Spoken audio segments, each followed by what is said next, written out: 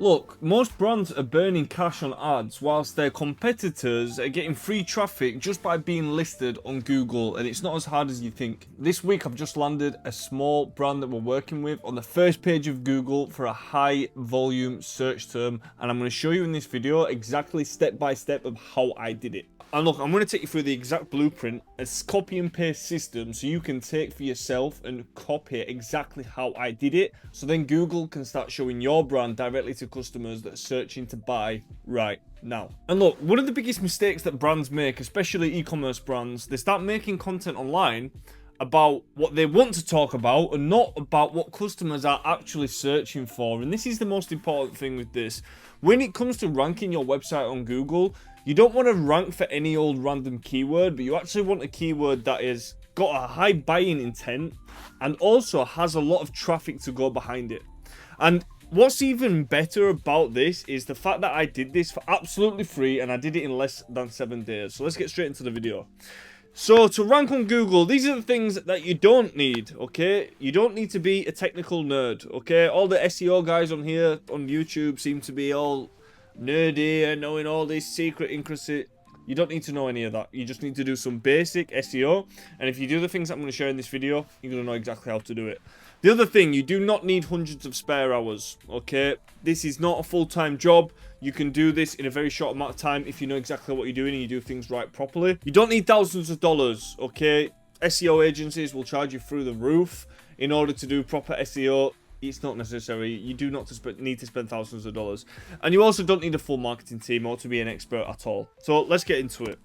Now, first place on Google can give you thousands or even tens of thousands of visitors to your website every single month for free. And the good thing about SEO is quite linear. So you will get a very similar amount of traffic this year as next year, this month as next month, today and tomorrow. And with SEO, it's unlike paid advertising where you're constantly testing and you're changing budgets and you're going through busy periods.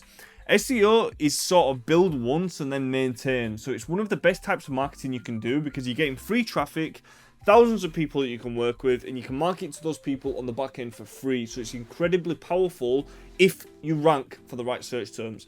Now, first place on Google is also going to give you thousands of dollars worth of traffic for free. So you've got thousands of people, but if you're ranking for the correct search terms, you're also going to be getting those people that are in the buying phase. They're searching and researching to buy a product. And if you're the one popping up, then you're the one that's going to make the sale. So very important stuff. And it's also going to give you authority in your niche. Customers like to see you on the first page of Google. You know, they say in the SEO world, the best way to hide a dead body is the second page of Google. And that is absolutely correct because nobody's looking on the second page for search results. Everybody looks at the first page. And if you're in the top 3, you will take the lion's share of the results. If this is the search term that we rank for, baggy jeans. And here we are, number 2. It fluctuates sometimes between Pull and Bear being number 1 and number 2. But we're on the first page above the fold, so it's very similar above those spots. And this was in a pretty short amount of time. And not only this keyword is quite short, but it's got a lot of search intent behind it because people are actively searching that product name in order to buy. And we're able to be there at number 1, sometimes number 2. But yeah, let's get into it. Look, here are some of the companies that we beat in these rankings. Bearing in mind, this is not a multi-million-dollar company. We are a very small team, a very small brand, and this is what is possible when you can do the things that I'm going to share with you, okay? So some of the brands that we beat to this: ASOS, 350 million in yearly sales, domain authority of 97 out of 100. And a domain authority is something that the SEO companies, these companies that give you search results and give you data on amount of traffic and websites and stuff like this, they have something called a domain authority, and this is where they give you a score out of 100, and the higher the score, the better that you're going to rank. Our website, when we started doing the SEO, was actually at 1. Not number 1, but at 1 out of 100, which is the worst score you can possibly get. And we've just beat these guys that have got 97 out of 100 for this keyword. So pretty powerful stuff. Pull and Bear. They've got a yearly sales of £2.15 billion. And that's a domain authority of 73 out of 100. Berkshire, yearly sales, £2 billion. Domain authority, 74 out of 100. Route 1, yearly sales, £6.7 million. Domain authority, 50 out of 100. We beat all of these guys. And this is step by step exactly how we did it. So the first thing that you want to do, validate the keyword. So what we don't want to aim for is being on the first page of Google for a search term that's not going to get us any relevant traffic and is not going to get people that are actually considering buying. So if I was selling these mouses on my website, I might not want to target people who are searching for real mouses, okay? If someone's actually buying a set of mice, if you can buy that online, you probably can. That's not something that we want to be ranking for, because we want to be ranking for the actual product. So we've got to validate the keyword. Now, what you might think is a good search term, once you validate the keyword and you use the tools that I'm about to share with you, if it's not getting any search traffic, you're kind of wasting your time trying to rank for it. So what we're looking for a keyword that has a lot of traffic. Now, the first thing that you're going to see is the keywords that have the most amount of traffic are very, very competitive. Okay?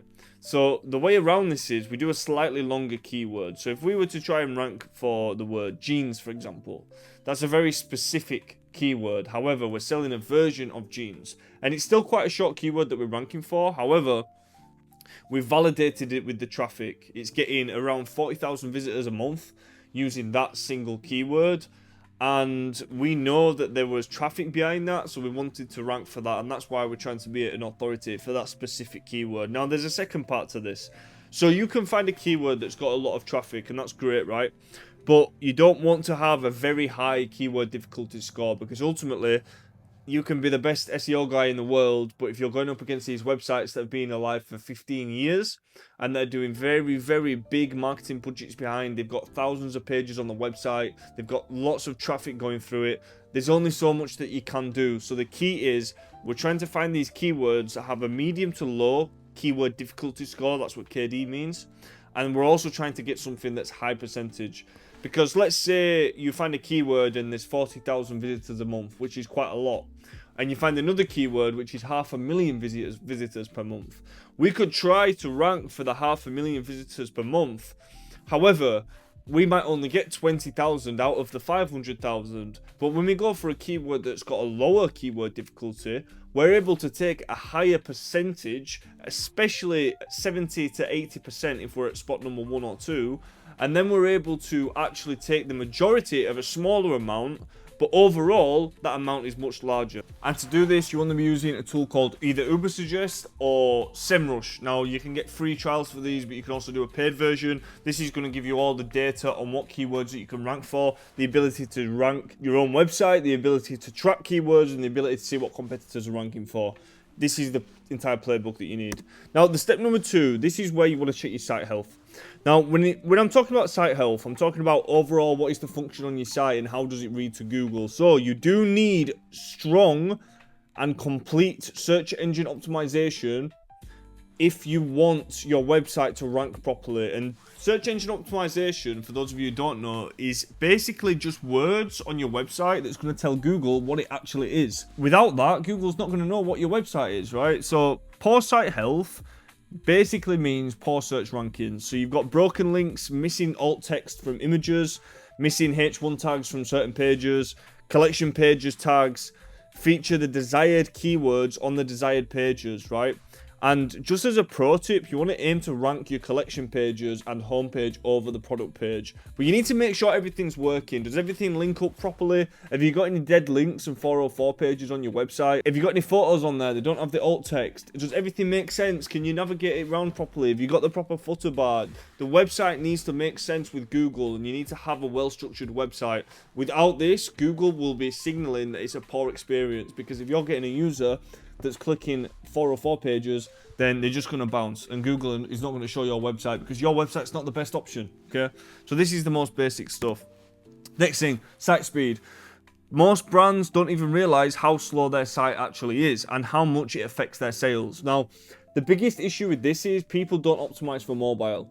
So if you take a big image that's meant to hit a desktop, if you go and put that on a mobile, you think that it takes slower to load because it's on a smaller screen, but the file size is still the same. And what most people are doing is they're putting huge images onto that tiny screen. And with 85% of your traffic coming from mobile, if they're on the train or they've got slightly poor internet, usually they're on 3G, 4G, 5G, then it's going to load slow. If Google doesn't like your site speed, it's not going to push your website. It's as simple as that. So the main issue here, you're going to have broken links and content sizing, extra HTML from edits and old apps. Now, a pro tip is the better customer experience, the more Google's going to show your site. Let's just keep it nice and simple. You have to have a good experience for a customer. If they're clicking around and they can't find things, it's taking too long, it's going to be a bad experience. So this is something that we improved right here. This is from a screenshot from a website called Google PageSpeed Insights. And these are some of the reviews that it's going to give you for your site speed. So you're going to have overall performance, accessibility, best practices, and your SEO total score. So the SEO total score were at 0, and we took it up to 92 within a week. The overall performance was at 41, and we took it up to 94 within a week. Accessibility, 89. Best practices, 88. These are phenomenal scores.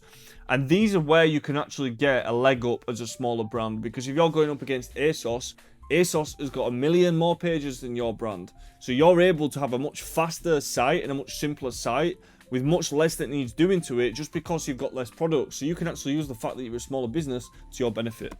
So the next thing is search-based blogs. This is what we did next. This is the step 4. So in order to target that keyword, now we've found the keyword, we've validated it with traffic, we know that it's a search intent keyword that's actually going to bring us some customers. We're trying to target that keyword. So what we're doing is we're adding layers of content in order to give Google good information on that actual keyword, because we're trying to come across as the authority so Google shows us to more people when people search for that thing, because Google's trying to give the best answer. So people search before buying items, right? And for clothing especially, they're going to be searching things like sizing guide, how does X fit, best X under dollar amount, how to style X. And our job is to rank pieces of information that answer these things, so then Google can feed that to the search results and ultimately rank our site as being the highest authority in the space, right? You see how it makes sense now? These blogs will rank organically, and they're also going to boost the entire site for the main keywords, right? So if you write these properly, then you can also rank for AI search, and you're also going to open up a completely new channel with this. A very, very high profitable channel. So it's very, very important that you do this. And that's it, guys. That's exactly step by step how we ranked #1 on Google in less than 7 days. So if you are not getting shown on Google and you're not getting some serious traffic organically from the search engine, you are missing out on thousands of dollars every single month without fail. So if you need help with any of this, you can click the link below. If not, subscribe, keep watching the videos, and I'll see you on the next one.